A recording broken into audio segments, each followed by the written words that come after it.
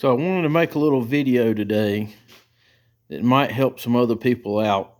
If you've got a 6,000 John Deere tractor, 6410, 6420, 6430.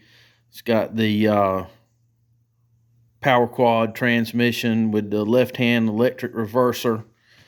I had this transmission brought to me, or the tractor, the whole tractor really, and they've been working on it a lot. You see they've got a new pressure sensor right there, and they've also put in a new reverse solenoid. So it had a problem.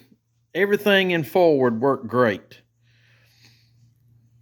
All 4 speeds, forward, clutch modulated properly when you let out on the clutch, but when you shifted to reverse, especially if it was warm, the transmission pressure light would come on, go to flashing, and the computer would kick the tractor into neutral. It wouldn't let you back up.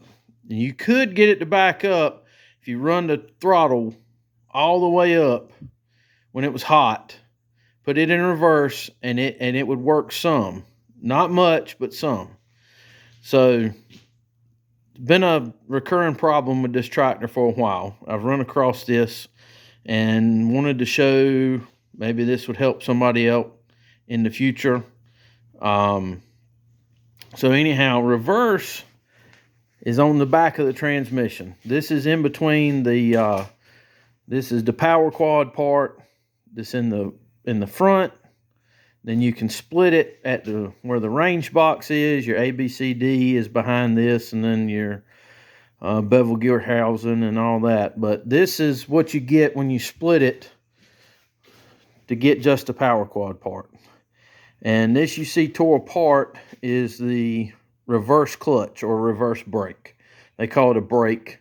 And this is the only part that is different in reverse. There's, you see the clutches. You know, it's got a little bit of heat mark. The clutches are worn down a little bit. They're not in the best of shape. So what causes this problem? It's very simple. You got to pull the transmission out, lean the cab over, but this gasket right here,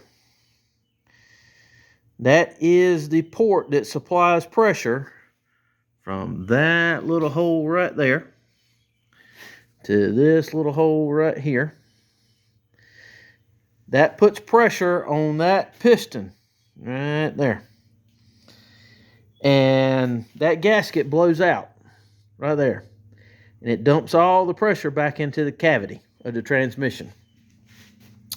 And I hooked the gauge up to it. And sure enough, just as soon as you hook up, you put it in reverse, transmission pressure goes to nothing, or pretty close to nothing. So you don't have to completely disassemble the whole transmission to get to that problem. All you need to do is pull the transmission out. You really don't even have to take it off the chain and set it on the table. It's real easy to get this reverse brake housing off the back of it. Most of the bolts I've already taken out around the bottom to get it off of the range box. There's just a few more, handful more to take off to get it to this point right here. So I'm going to get a new gasket, get a new piston with seals on it. It all comes as one piece. We'll go ahead and get new clutches and new steels put on it, put it back together, and put it back to work. But I just wanted to make this in case somebody along the way runs across this same problem. You can, you know, transmission goes to no pressure at reverse. You can give it some throttle, make it work for a little bit, especially when it's hot. When it's cold, there's enough, the fluid is viscous enough that it'll kind of jump that gap. And the clutch is very jumpy, very grabby whenever you have this problem when it's cold. It doesn't modulate whatsoever. So if you 6,000 John Deere tractor, 6410, 6420, or even some of the smaller 6,000s with the left-hand reverser, 6,000 with the left-hand reverser, And I think the manual lever reverse, like your 4-lever Powerquad or something like that, works very similar. This one just happens to be electrically actuated, but this has obviously been a problem for a while with this tractor. So we'll get some parts, put new seal in, put it back together, get you back going.